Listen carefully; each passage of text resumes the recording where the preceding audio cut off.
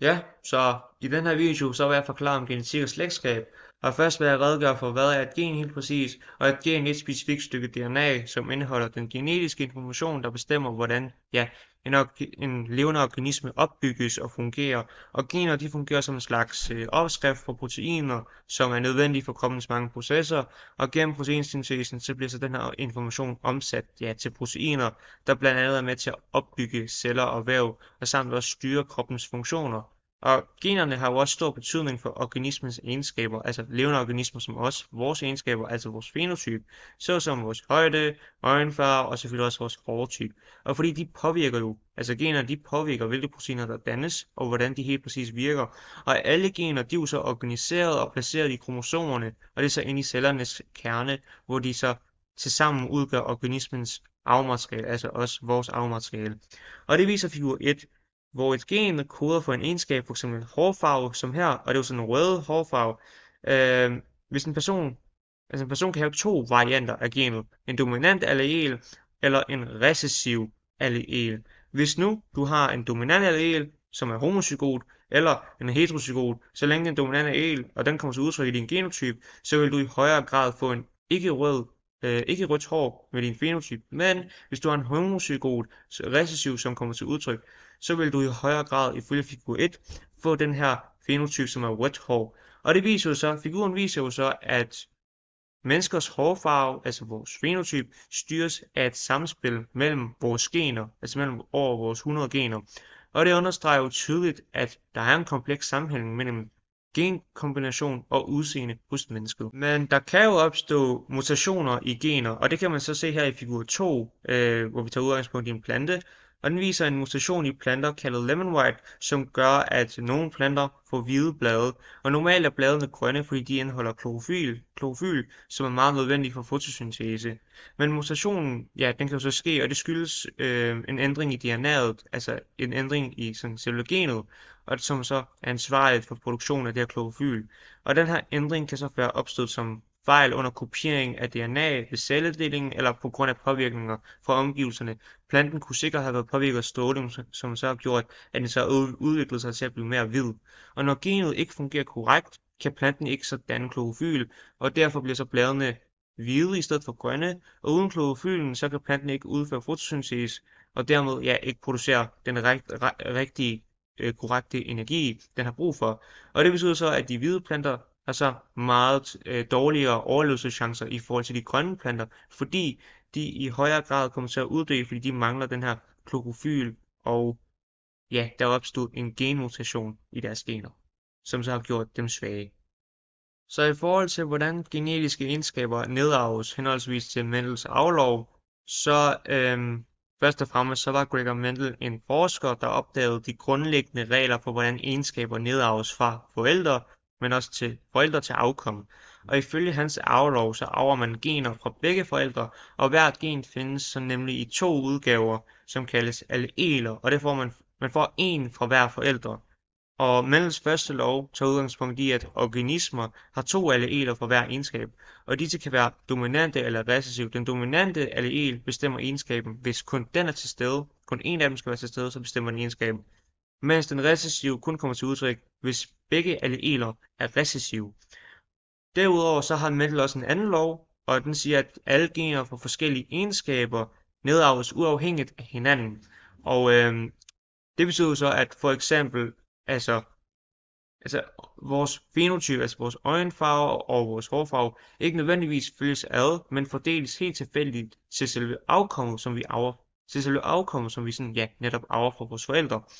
Og det undersøger jo selvfølgelig også figur 3 her, at kombinationen af egenskaberne, altså allelerne, de fordeles helt tilfældigt, og dermed vil individerne, som vi kan se i den første generation, de har den her slags genotyp, der er stor G, lille g, stor R, lille r, og de kunne så danne 4 forskellige kønsceller, nemlig stor GR og lille g og stor R og ja, stor G, stor R og lille g og lille r, som homozygot og heterozygote. Og hermed så vil krydsningen mellem første generation individerne kunne opskrives i et krydsningsskema, hvor der vil så ske 4 gange 4 lige med 16 mulige kombinationer af kønscellerne, hvor det fenotypiske udspaltningsforhold kan så blive 9 til 3 til 3 til 1, Og i forhold til Mendels aflov, så forklarer det jo så, samlet set, så forklarer det jo sådan, hvordan genetiske egenskaber overføres og kombineres fra generation til generation. Og vi kan se ud på figuren, mange af dem har arvet en allel fra en af forældrene, og det er jo så både dominante og recessive alleler, som de har arvet fra en af forældrene. Og det kan man se på de forskellige genotyper og egenskaber, der er til stede ifølge figur 3. Så i forhold til figur 4, som er et stamtræ for genetisk egenskab, og jeg skal analysere det nu, og i forhold til stamtræet, sker der så en sygdom, og sygdommen er her recessiv, hvilket betyder, at den kun kommer til udtryk, hvis en person arver to recessive alleler, og det skal så være en fra hver forælder, og derfor kan så sygdommen så springe en generation over, fordi personerne kunne have heterozygote alleler, som så har gjort, at de ikke har ikke fået sygdom, som hvilket vises sig i anden generationen. Men hvis nu begge forældre er bærere af genet, så er der jo selvfølgelig en risiko for, at deres barn arver sygdommen.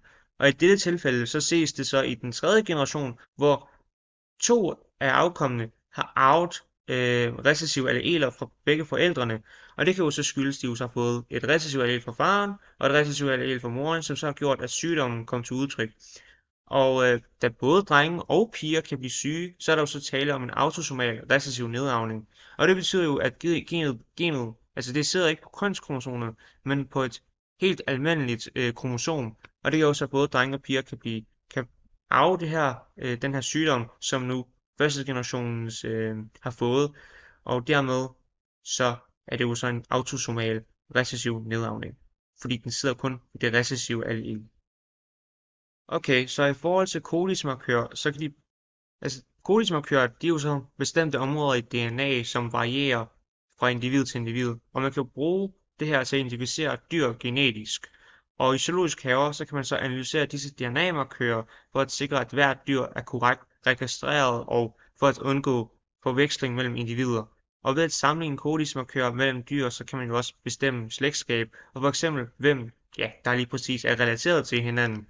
Og det er jo vigtigt i avlsarbejde, fordi det giver et overblik over, hvor nært bestikket egentlig dyrene er. Og den her viden bruges jo nemlig til at undgå, at der ikke opstår indavl, som så kan føre til genetiske problemer og sygdomme. Og i stedet så kan jo zoologiske haver planlægge avl mellem mindre beslægtede individer ved at bruge den her kodismarkør. Og det hjælper jo med at bevare den genetiske variation i den her population, som man nu gerne vil holde, skal sørge for, at den skal være en meget høj. Der skal jo være en meget høj genetisk variation, som så gør jo for at sikre, at populationen er mere robust og bedre i stand til at tilpasse sig ændringer og modstå sygdomme. Derfor så laver man de her for at sikre, at der ikke opstår indavl, som så kan opstå sygdomme til de nye afkom, der kommer. Og de her kodismarkører, de bidrager jo til, at der skabes et bedre overblik, så i højere grad man kan finde sundere og mere levedygtige dyr, som så kan danne de her mere bedre levedygtige dyrepopulationer i zoologiske haver, og så sørge for, at truede dyrearter kan mere sådan ekspandere, fordi man finder de rette partner, som de kan parre sig med hinanden. Så man kan se i den her figur, de her to, i forhold til deres kodismarkører, så er tagerne, de har vidt forskellige tager. Den her har flere, den her har mindre, og det viser jo så, de er så ikke relateret, og de kan godt parre sig med hinanden, og det er jo de her zebramarkmus, som zoologisk have netop har undersøgt gennem den her kodismarkør. Så jeg skal diskutere vigtigheden af koordineret avlsarbejde i zoologiske haver, og koordineret avlsarbejde i zoologiske haver er jo vigtigt, fordi det hjælper jo med at bevare den genetiske variation og undgå, at der sker indavl, og når zoologiske haver samarbejder jo på tværs af lande, kan de udveksle dyr og planlægge, der sker parringer blandt dyrene. Så selvfølgelig, og det er jo så nemlig for at sikre, at man har de her kodismarkører, der skal sørge for at finde ud af, hvilke dyr der er beslægtet og ikke er beslægtet, før de kan få unger. Og det er jo netop for at sikre, at der kommer en sundere population og mindsker risikoen for, at de får en arvelig sygdom og kan dø tidligere og være svage. Og så for at undgå, at det sker, de skal jo netop blive syge tidligt og dø og være svage individer. Man skal jo have en stærkere og mere robust population. Og samtidig så spiller det jo også en stor rolle i arbejdet med at redde truede arter. For eksempel, der var jo de her heste, der var meget truede arter for flere år siden, så man valgte så at finde nogle zoologiske haver, hvor de så havde heste fra samme art, som de så skulle finde ud af, om de så kunne parre sig med hinanden, for netop for at sikre, at de ikke var tæt beslægtet, for at få en mere stærkere dyreart, og selvfølgelig også ekspandere den truede dyreart, og det skete selvfølgelig også. Og, men der skal jo registreres over dyrenes slægtskab, og avlen skal jo så styres målrettet over mange år. Det tager jo tid, men desuden der kan transporten af dyr mellem zoologiske haver være selvfølgelig en stor udfordring, og det kan jo samtidig også stresse dyrene og påvirke deres trivsel. Men alt i alt så er koordineret avlsarbejde afgørende for både dyrenes sundhed og for bevarelsen af truede arter, men det kræver jo en balance mellem effektiv planlægning og hensyn til dyrevelfærd.